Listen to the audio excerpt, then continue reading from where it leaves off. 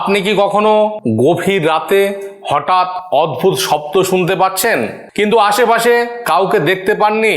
অনেক মানুষ এই ধরনের অভিজ্ঞতা জীবনে একবার হলেও পেয়েছেন।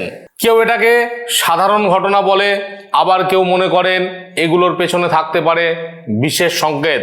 আজকের ভিডিওতে আমরা জানবো রাতে কিছু বিশেষ শব্দ শুনলে মানুষ সাধারণত কী ধরনের আধ্যাত্মিক বা মানসিক অর্থ খুঁজে থাকেন। নমস্কার বন্ধুরা, স্বাগতম আপনাদেরই চ্যানেলে। আজকের বিষয়টি রহস্যময় হলেও আমরা এটাকে ভয় নয় সচেতনতার দিক থেকে দেখব। আজকের এই বিষয়টি রহস্যময় হলেও কেন রাতে শব্দ বেশি অনুভূত হয়? রাতে পরিবেশ শান্ত থাকে, আমাদের মাইন্ড বেশি সেন্সিটিভ হয়, ছোট শব্দটাও বড় শব্দ মনে হয়। অনেক সময় ক্লান্তি বা দুশ্চিন্তার কারণেও এমন অনুভূতি হতে পারে।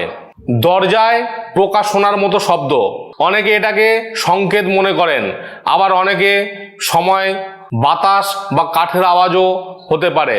কারো হাঁটার মতো শব্দ, সাইলেন্স অবস্থায় ছোট ভাইব্রেশন বেশি বোঝা যায়।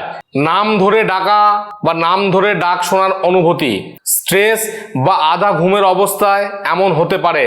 হঠাৎ ঘন্টা বা ফিসফিস শব্দ, স্পিরিচুয়াল বিলিফ নিয়ে আলোচনা করো, কিন্তু ভয় না বাড়িয়ে ব্যালেন্স টোন রাখো। মন এবং ভয় কিভাবেই কাজ করে? যখন আমরা ভয় পাই তখন ব্রেন সাধারণ শব্দকেও রহস্যময় করতে শুরু করে। এ সময় কিভাবে আপনারা শান্ত থাকবেন? প্যানিক করবেন না, শান্ত মিউজিক শুনুন বা প্রার্থনা বা মেডিটেশন করতে পারেন, বা ঘুমের আগে মোবাইল কম ব্যবহার করতে পারেন। বন্ধুরা, সব রহস্যময় অভিজ্ঞতার পিছনে অলৌকিক কারণ থাকে না, কিন্তু নিজের মন শান্ত রাখা খুব গুরুত্বপূর্ণ। আপনি কি কখনো এমন কিছু শুনেছেন? কমেন্ট করে জানান। ভিডিও ভালো লাগলে অবশ্যই লাইক, শেয়ার এবং সাবস্ক্রাইব করবেন।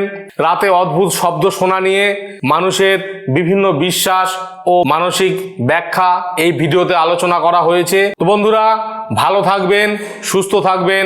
পরবর্তী ভিডিওতে আবার দেখা হবে। জয় শিব শম্ভু।